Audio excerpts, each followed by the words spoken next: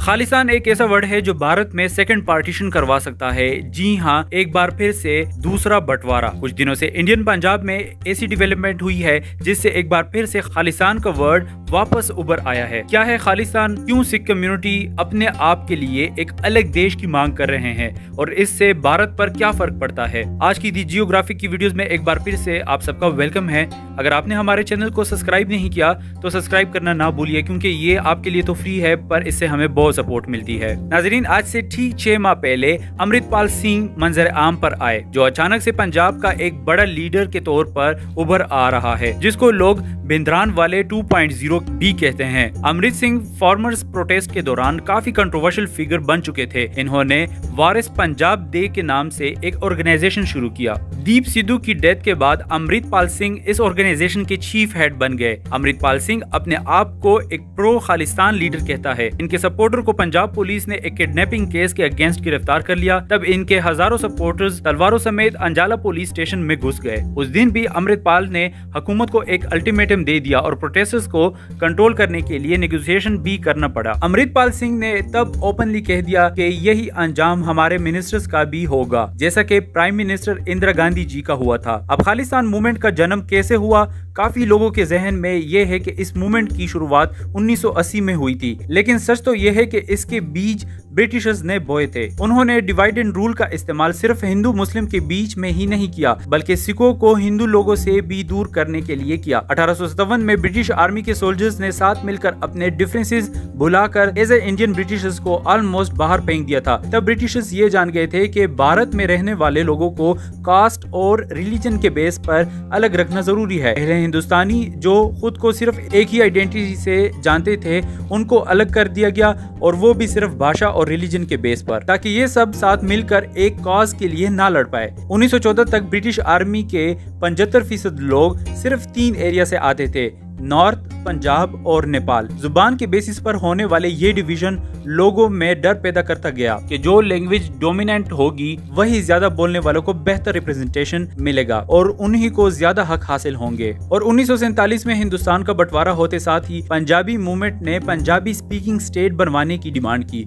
जो पंजाब पहले कुछ ऐसा दिखाई देता था, वो बाद में 3 हिस्सों में डिवाइड हो गया। हिमाचल प्रदेश और हरियाणा जहाँ हिंदी स्पीकिंग मेजोरिटी में थी, और पंजाब जहाँ पंजाबी स्पीकिंग सिख मेजोरिटी में थे। लेकिन 1971 में वेस्ट पाकिस्तान यानी बांग्लादेश की सेपरेशन के बाद इस मूवमेंट को पाकिस्तान की इन्वॉल्वमेंट के साथ भी जोड़ा जाने लगा। लेकिन इन सब से पाकिस्तान के लिए खालिस्तान की क्या इंपॉर्टेंस है? जाहिर ये किया जाता है कि इंडिया के पंजाब से पानी के काफी रिवर्स पाकिस्तान में बहते हैं, तो इससे पाकिस्तान के लिए इंडिया से नेगोशिएट करना खालिस्तान से नेगोशिएट करना ज्यादा फायदे में होगा। और यही पाकिस्तान के लिए शायद विक्ट्री होगी, क्योंकि बांग्लादेश की सेपरेशन में इंडिया ने भी काफी हेल्प की थी। लेकिन इन सब के अलावा इस मूवमेंट की हिस्ट्री कुछ और है। 1967 में अकाली दल ने जम्मू एंड कश्मीर के आर्टिकल 370 की तरह पंजाब के सिख स्टेटस के लिए एक अलग स्टेट की डिमांड रखी, जबकि 1973 में इन्होंने अनंतपुर साहिब रेजोल्यूशन पास करवाया, जिसमें कई सोशो इकोनॉमिक फॉर्म्स के साथ साथ सिख सुपरमेसी की भी डिमांड थी। तब एक नए लीडर भी सामने आए, जनरल सिंह, जिन्होंने पंजाब के यूथ को रिडिकुलाइज करना स्टार्ट किया, जिससे एक सिविल डिसओबीडियंट मूवमेंट की शुरुआत हुई। इस मूवमेंट का नाम था धर्मा युद्ध मोर्चा। शुरुआती दिनों में इनका अनंतपुर साहिब रेजोल्यूशन डिमांड पर था, लेकिन आगे जाकर इनके एक्शंस एक्सट्रीमिस्ट होने लगे और पंजाब के सबसे वायलेंट पीरियड को शुरू किया। तब खालिस्तान लिबरेशन फोर्स भी बनाई गई और किडनैपिंग्स,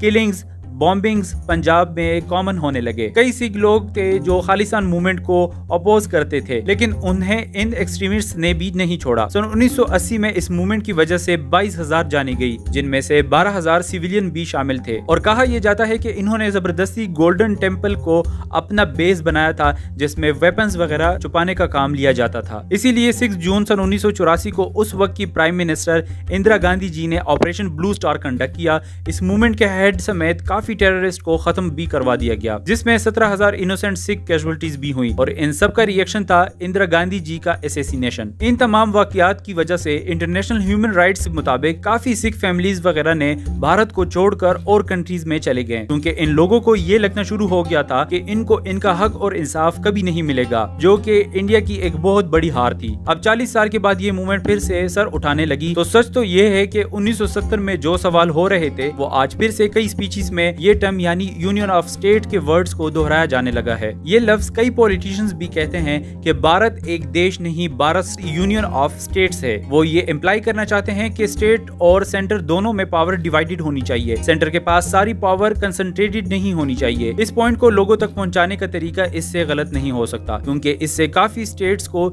यही मैसेज मिलता है कि आप वायलेंट बनो, क्योंकि भारत आपको आपका हक नहीं दे पाएगा, इसलिए अपने हक के लिए लड़ो। पंजाब पाकिस्तान के साथ एक बॉर्डरिंग स्टेट है, इसलिए पंजाब और सिख कम्युनिटी इंडिया के लिए बहुत इंपॉर्टेंट है। आज पंजाब में लॉ एंड ऑर्डर सिचुएशन को बेहतर बनाने के लिए फालतू ब्लेम को छोड़ना पड़ेगा। अगर आपको भी इस वीडियो से कुछ भी सीखने को मिला तो चैनल को फॉलो और शेयर करना ना भूलिए, इससे हमें बहुत सपोर्ट मिलती है। ये वीडियो खालिस्तान की हिस्ट्री और उसके आज के सिग्निफिकेंस को हाईलाइट करने के लिए था, लेकिन अगर इस मूवमेंट को इंडियन गवर्नमेंट सीरियस नहीं लेती तो कभी भी इंडिया के दोबारा से 2 पार्टीशन करवा सकता है।